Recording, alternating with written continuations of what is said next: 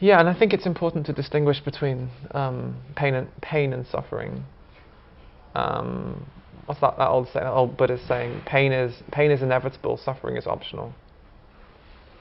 So as long as you have this physical body, for example, physical pain is always going to come in some form. And emotions, feelings are always going to come. Feelings are very natural. Sadness, anger, fear. These are very natural movements of life. They're like waves in the ocean. They come, they stay for a while, and they pass. That's their nature. Sadness, anger, fear. They don't come to hurt you. They don't come to destroy you. They don't come because you've done something wrong. They don't come because there's something wrong with you. They don't come as a punishment.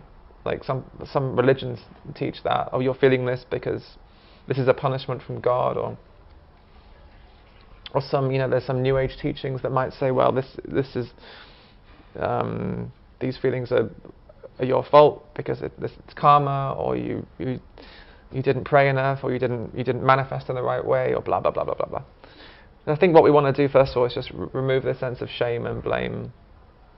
I think that's what so much of this book is about as well, is just removing the blame and the shame, and because in a way we're so hard on ourselves.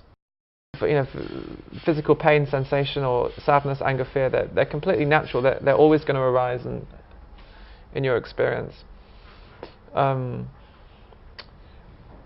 What's unnecessary is when we start to think about our pain, and that's where so much extra suffering begins, and so much fear comes, and eventually so much self-hatred and depression. We start to think about our pain, we start to think about our sadness, we start to think about our fear.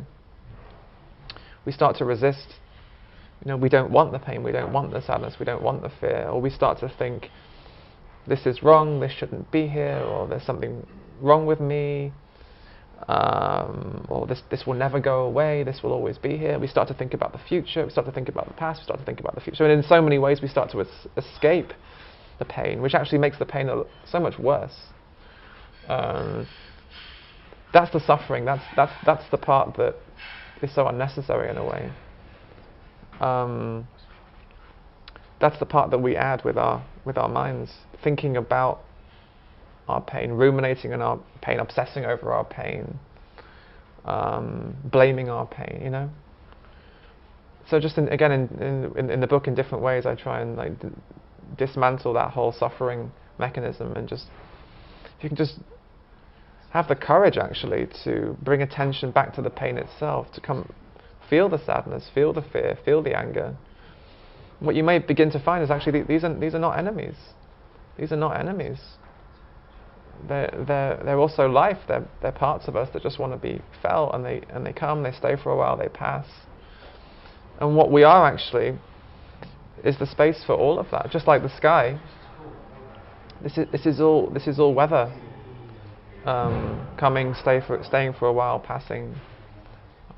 It's about remembering our nature as the sky. So it's not our job to get rid of or control the weather.